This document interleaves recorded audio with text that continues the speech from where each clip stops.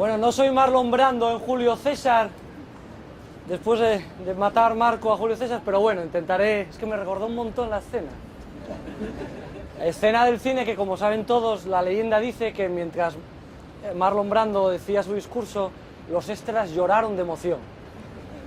Bueno, no me voy a poner el listón tan alto, ¿no? Pero con que queden cuatro o cinco ideas de la explicación, ya me vale.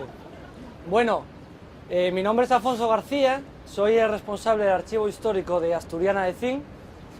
Asturiana de Zinc, que es la empresa continuadora de la Real Compañía Asturiana de Minas, que es la causante de que estemos hoy todos aquí reunidos.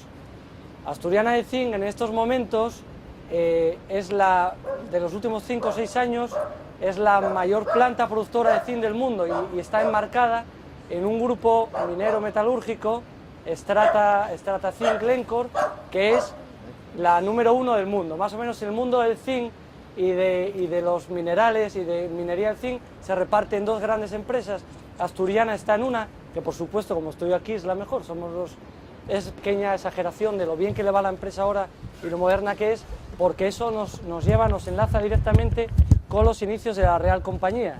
180 años antes ya la empresa era puntera en el mundo de la minería y más tarde, 20 años más tarde, del zinc. El nacimiento de una empresa minera primero y luego una empresa minera y metalúrgica después puede condicionar de una manera contundente y definitiva un territorio tan grande como este, que nos llevaría hasta Avilés y toda la zona de Castrillón.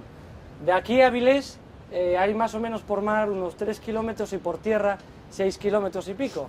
No se puede entender este territorio sin la actuación de la Real Compañía Asturiana de Minas. La vida de una y otra están imbricadas de tal manera que separarlas sería inútil. Bueno, todo arranca en 1829 cuando hay una iniciativa, esos son los antecedentes, ¿no? Digamos, históricos, una iniciativa de instalar unas fundiciones de hierro con fines de proveer a la industria armamentística española. Hay unas reuniones en Bélgica entre personal español y belga para buscar una localización adecuada para montar esas fábricas de hierro. Se cuenta con el auxilio de unas minas de carbón que serían las que aportarían combustible a aquellas fundiciones. Bueno, ese fue el germen en el 29, que desembocó en la denuncia de Minas, y en el 33 vienen 4 años más tarde, después de las reuniones, aquellas reuniones en Val-Benoit, se desplazan hasta Asturias diferentes industriales, ya digo, españoles y belgas, para lanzar de una manera definitiva el proyecto. En ese verano, el 33, se sale una persona, uno de los participantes se sale de ese proyecto, que es John Cockerill, gran empresario del momento. Se sale del proyecto, algo ve que no le interesa de lo que se iba a montar, y eso hace decantarse el proyecto definitivamente a que la fundición de hierro en las minas de carbón, que iba a funcionar al principio, la parte técnica, que era la que aportaba John Cockerill, se va. Entonces nos quedamos solo con la concesión de minas de carbón.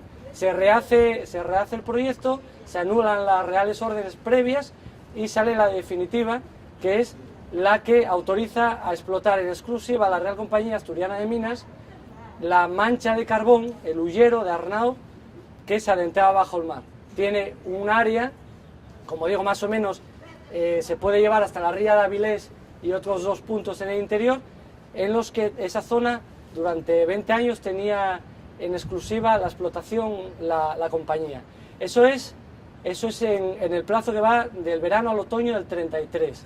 En noviembre se toma la decisión y ya a finales de ese mes Armando Nagel, el director, el ingeniero belga que se pondría al frente, ya está en Arnao, ya inscribe en los libros las primeras anotaciones con cargo a la empresa, y en diciembre se empiezan a hacer trabajos preparatorios.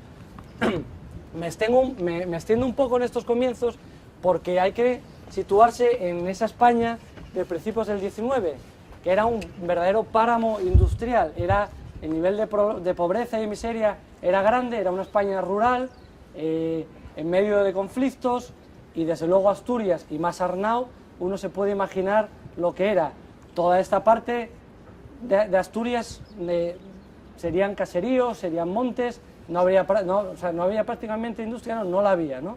Estaba la ría de Avilés sin canalizar, era todo muy primitivo, muy rural y con muy pocos medios. Bueno, pues en aquel ambiente se montan las minas y en vez de hacer como se solía hacer en otras zonas, en la cuenca o en otros sitios de España, una explotación más o menos amateur, más o menos artesanal, desde el primer momento aquí se empiezan a aplicar las técnicas que este ingeniero belga, Armando Nagel, traía de Bélgica. Desde el minuto cero, en Arnau, se hacen las cosas con una profesionalidad y con una visión de futuro y con un derroche de innovación como no se conocía en España. Entonces, todo lo que les voy a contar que se iba haciendo en Arnau y en San Juan de Nieva más tarde, lo pueden aplicar al resto de España, porque, por hacer una comparación, es como el Silicon Valley actual de informática. Lo que estaba pasando en Arnau no estaba pasando en otro sitio de España. Y los que son de Asturias, pocos conocerán Arnau, y desde luego los que vienen de fuera menos. Esto está abandonado a la mano de Dios, está muy fuera de la mano de todo. Son comunicaciones muy difíciles, no hay mercado para lo que se va a producir, entonces es como una especie de isla o de oasis. Bueno, Armando Nagel, desde el minuto uno, como dije, se compra unos libros, contrata a unos obreros y se empieza el laboreo de las minas, de esta mancha, que es una mancha aislada del resto del carbón de Asturias. Todo el mundo oyó hablar de la minería. La minería siempre que se habla de la minería se piensa en la cuenca minera, Langreo, del Caudal y del Nalón. Ahí hay una gran mancha de carbón. Bueno, pues aislada de esa mancha, sin conexión, bueno, hay otra en Oviedo, también importante, que también explotó la Real Compañía, pero eso sería guiarse. Y luego está esta pequeña mancha, una peca, que coge una parte del interior y se adentra bajo el mar, con un buzamiento de unos 40 grados, se adentra bajo el mar en dirección a Inglaterra, como le gusta decir a la gente de aquí, que impresiona mucho, ¿no? Aunque quede lejos. Entonces, esta mancha de carbón es la que la Real Compañía se decide a explotar. Como digo, empiezan los laboreos, el director alquila una vivienda, en el archivo histórico se conserva el contrato de la vivienda con los inseres, o sea, todo se lleva de una manera muy rigurosa y meticulosa, cosa que no era la norma en aquel momento, ni siquiera lo es ahora, pero en aquel momento no era lo normal. Esto nos legó un archivo que a nivel nacional es muy difícil comparar que haya otro parecido, con unas series documentales tan ricas y tan completas que nos permite fraccionar cualquier periodo de tiempo y acercarnos a él con todo lujo de detalles, no solo productivo, sino con todo el entorno social que generaba cualquier empresa. Bueno, funcionan las minas. Los primeros años son complicados por la falta de medios, por la falta de mano especializada y por la falta de mercado. Eso va cambiando con los años. Yo quería dar la explicación ahí para que nos diéramos un poco cuenta de la difícil localización de las minas. Es engañoso pensar desde el presente lo bien situadas que estaba aquí la mina de carbón. Podemos decir, está en el mar, tenemos Avilés a pocos kilómetros, porque en Asturias, como dije, no había mercado para ese carbón. Ese carbón se vendía sobre todo a las ferrerías de Málaga y de Levante español, que era donde había una industria más o menos fuerte en aquel momento. El carbón se sacaba aquí y los veleros franceses que bajaban de cabotaje, que bajaban en lastre, llevaban el carbón y subían plomo de aquellas fundiciones. Pero es engañoso, ven la fuerza de la mar. Estamos a 6 kilómetros de Avilés. Si queremos sacar el carbón por Avilés, hay que llevarlo en carros de bueyes. Es muy costoso y muy lento. Entonces esto hizo que los primeros 20 años de la empresa, que fueron exclusivamente mineros, pues fueran unos años duros. Luego los socios no funcionaban todos con igual diligencia. La parte belga tiraba mucho por la empresa y la parte española estaba más liada en asuntos políticos. Entonces esto hizo que aquellos 20 años pues fueran más o menos heroicos a todos los niveles. Armando Nagel se desespera y termina yéndose para Bélgica, como él mismo decía en una de las cartas a su jefe, acuciado por la tremenda miseria que había en Asturias, que decía que hacía imposible vivir en soledad. Claro, hay que pensar que este hombre aterrizó desde Lieja en Arnau. el idioma, la cultura, los trabajos, todo es tan difícil y tan diferente. Bueno, estos 20 años de mina de carbón, se empieza trabajando un laboreo en superficie, pero el huyero va empujando las labores hacia la mar, que es donde tiene mayor potencia la capa. Todo esto lo explotaría su relevo, Adolfo de Soignies, que sería verdaderamente el impulsor de la empresa minera. Este Adolfo de Soignies está recién salido de la facultad, arde en deseos de aplicar todos los conocimientos que aprendió en la escuela, como pasa aquí a todo el mundo. Uno sale de la facultad con una ilusión, unas ganas tremendas de hacer cosas, y viene a Arnau y desde el primer momento empieza a plantearse ideas, cada una de ellas revolucionarias, como digo, que no se hacían en España.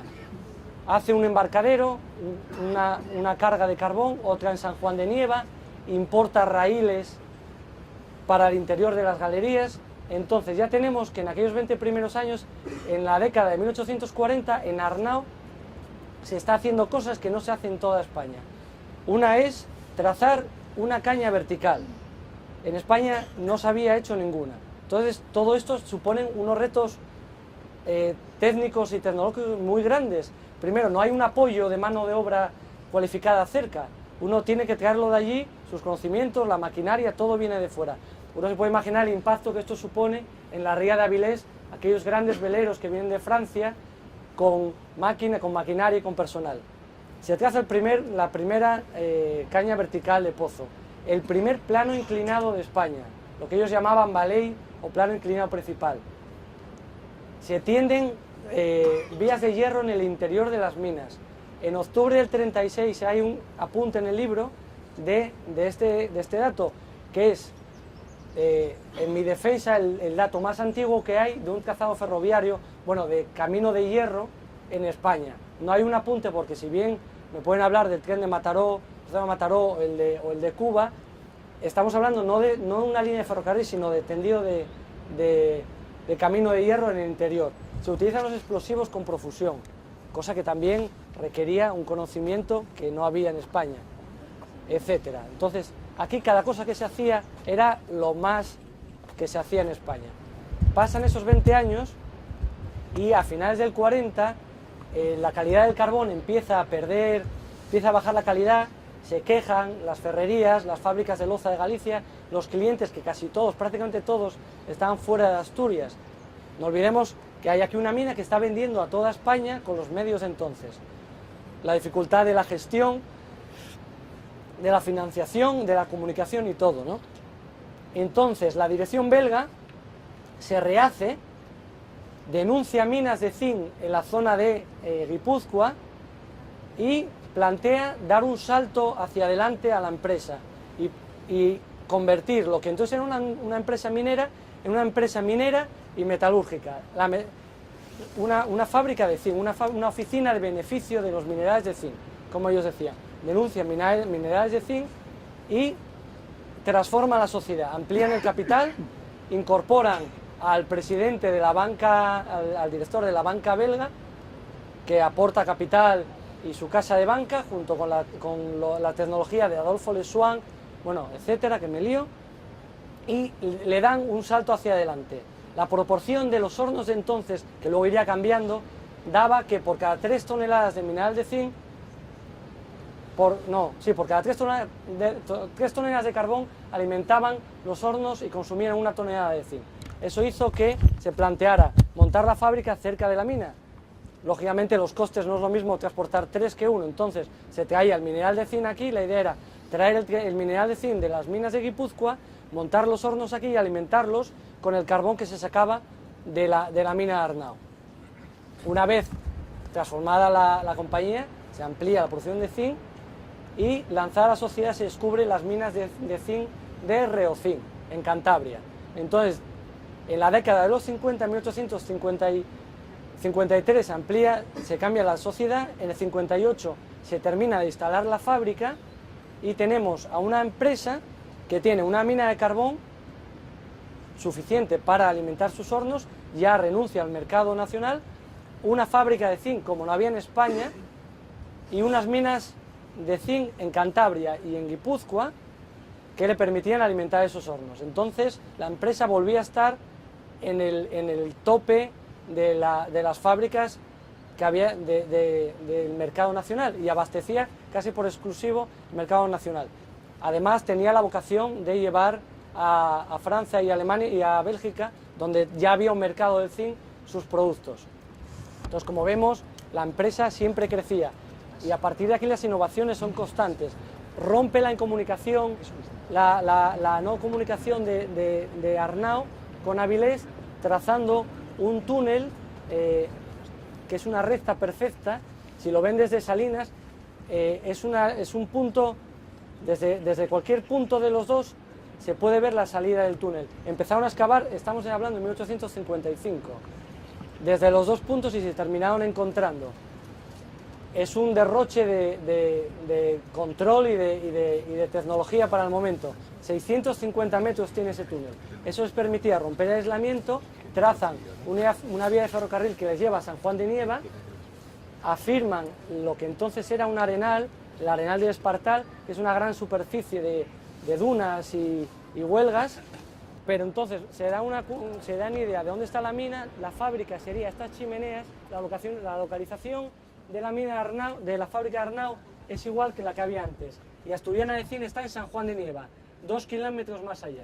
Entonces vemos que en línea recta las cosas no cambiaron mucho, pero ¿se ve desde aquí? No, desde aquí no se ve San Juan. Bueno, pues si en un inicio fue mediante gabarras, luego fue mediante tren. Bueno, más o menos esta es la historia. Asturiana, Real Compañía fue creciendo en volumen de negocio, de fábrica, amplió toda una red de agencias comercial por toda España, Madrid y la cuna de las principales provincias, y llegó en los años 50, 1957, en la que creó Asturiana de Zinc, que fue su hija pequeña, que se terminó comiendo a la grande. Bueno, más o menos se hace una idea, es que me extendí un poco al principio. Lo que van a ver ahora, aquí dentro, es el castillete con la caña original y una pequeña exposición que en cuatro cubos les va a hacer un recorrido más o menos mejor argumentado de lo que yo les dije, mediante documentos de la que fue la evolución de la empresa, ¿no? Y luego, cuando estén aquí, yo voy a estar aquí dentro con ustedes. Si alguien quiere que le haga una explicación, yo voy con ustedes y les voy explicando. Van a ver, el castillete es el original. Cuando se cerró en 1915, por una razón que desconocemos, se cubrió de zinc. Lógicamente, cuando estaba en funcionamiento era un castillete, era algo funcional, era de estructura de madera y su función era que bajara una jaula con una vagoneta vacía y subiera otra cargada. Luego, en este cubo anexo había un hueco un poco más pequeño que las jaulas, que tenía 2 escalas de emergencia y por la que bajaban el aire comprimido y el vapor que alimentaba las máquinas que había abajo. La mina tenía en 1858 una máquina submarina que trajeron de Bélgica.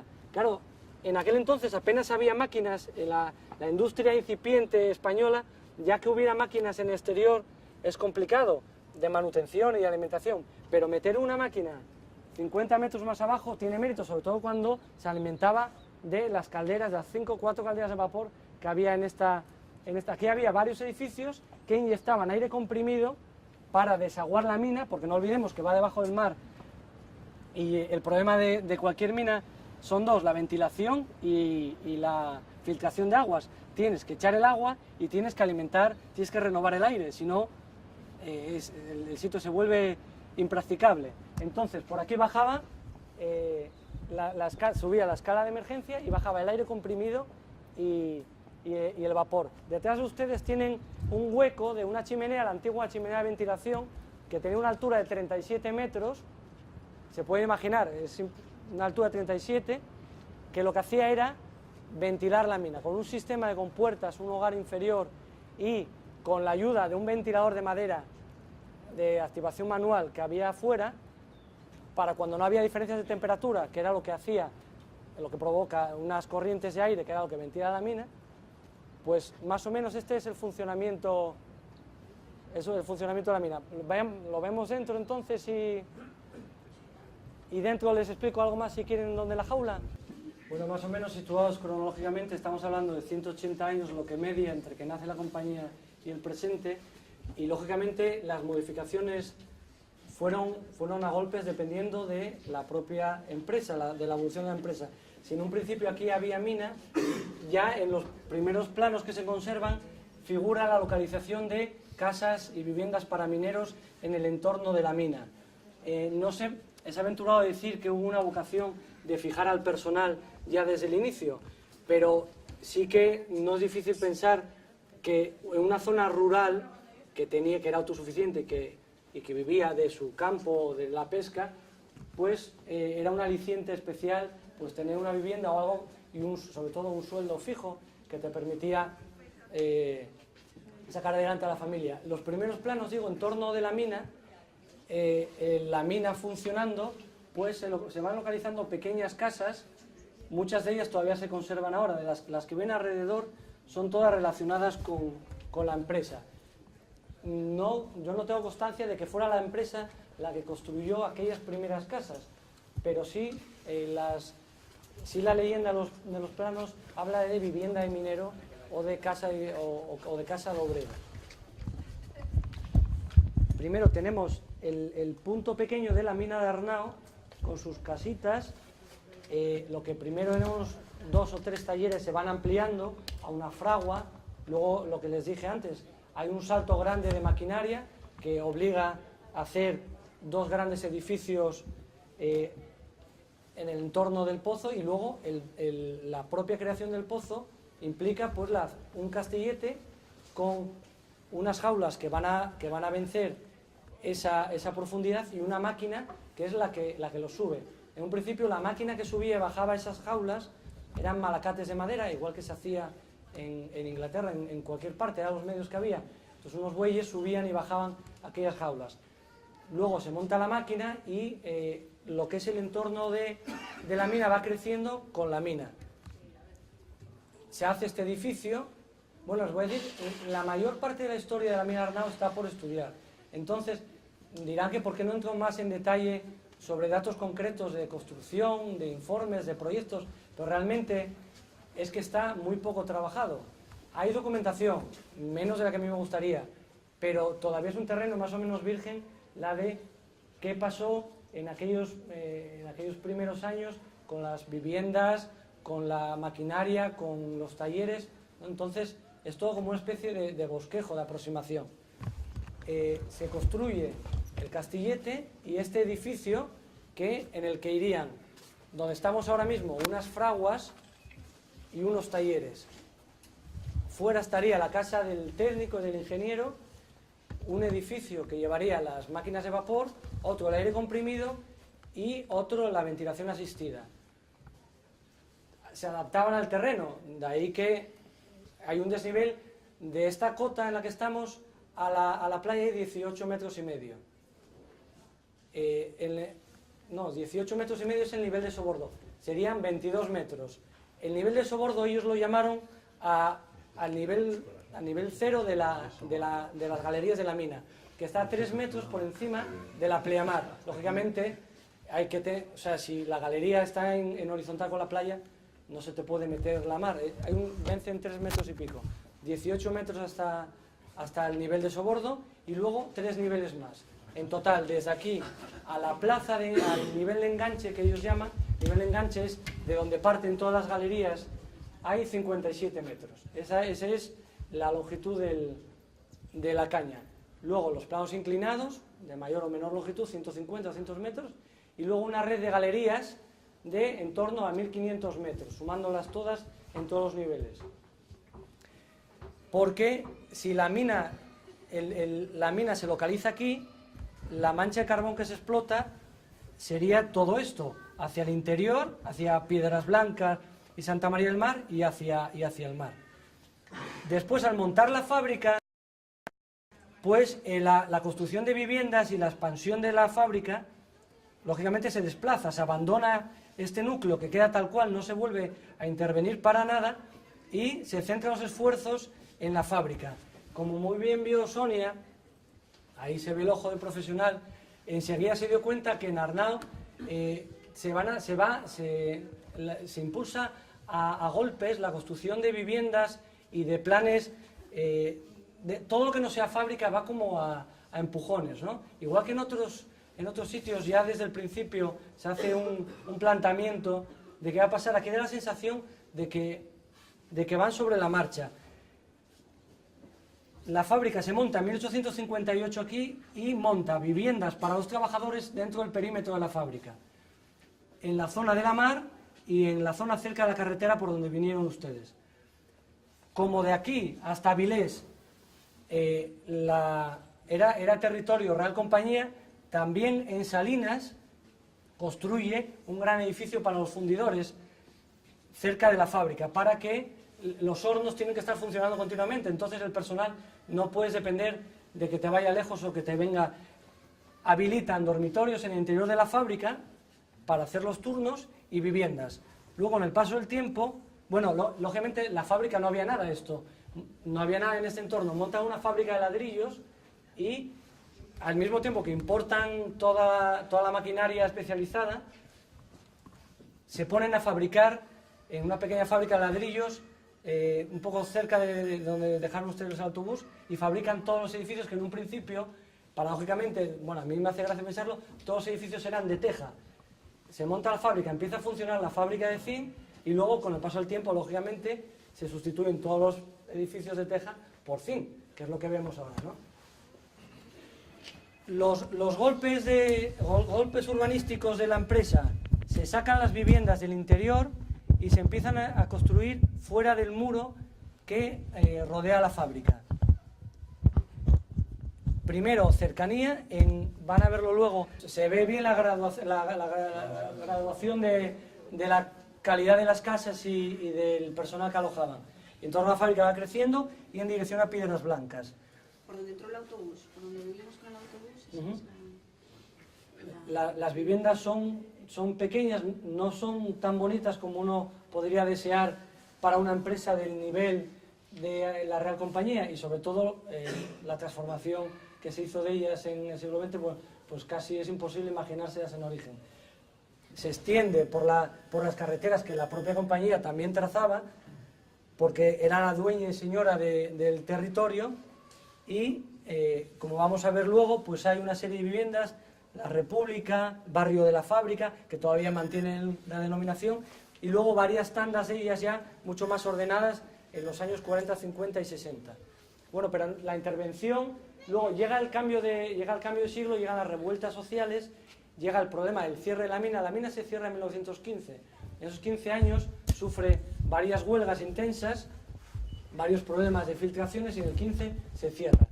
Bueno, toda esta problemática lleva a la empresa a querer, de alguna manera, no solo esta empresa, sino a intervenir un poco sobre todo aquel movimiento de personas que antes se manejaba con más facilidad. ¿Cómo se controla un poco toda esa población? Pues aquí, de una manera tan aislada geográficamente, teniendo a la gente trabajando a varias generaciones, a padres, a abuelos, pues dices tú, bueno, pues los empiezan a proveer de servicios. En los principios del 20 es cuando, de una manera ya calculada, deciden montar unas escuelas, en 1912, un hospital, ampliar el hospital, lo que entonces era una panadería, montan un economato. Entonces ya tenemos que a los trabajadores no solo les dan trabajo, les dan vivienda, les dan educación, los alimentan y los curan. Pues realmente la población no se puede desgajar de la empresa porque se queda sin nada. No son propietarios de nada de eso que la empresa les está dando. Es verdad que la vida era muy buena cuando estabas en la compañía, pero si estabas fuera, prácticamente lo de esta iglesia, nulla salus, no había prácticamente nada, volvías a la aldea. La empresa les daba la casa, les daba un terreno que cultivar y lo que digo, ¿no? Y luego le cumplía un montón de servicios. El famoso paternalismo. Yo, quizás por aquello de síndrome de Estocolmo, tengo mucha simpatía a la empresa, porque no llegó a estrujar a los trabajadores.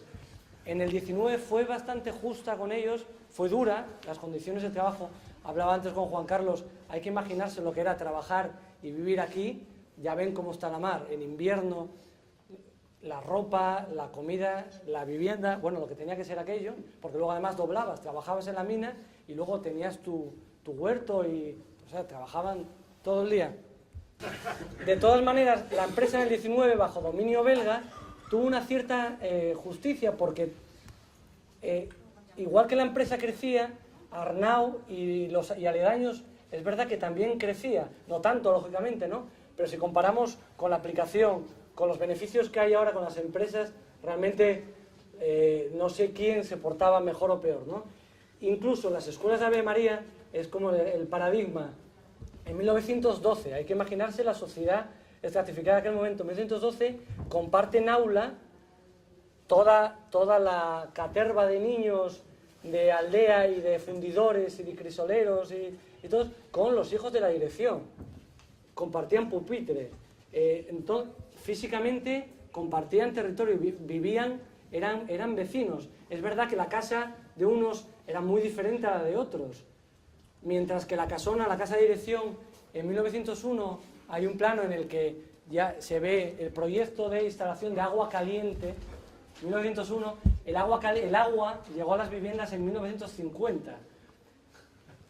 Las diferencias eran grandes, pero a cambio de eso caminaban las mismas calles, trabajaban en la misma fábrica y estudiaban juntos, ¿no? Eso, de alguna manera, ahora es impensable.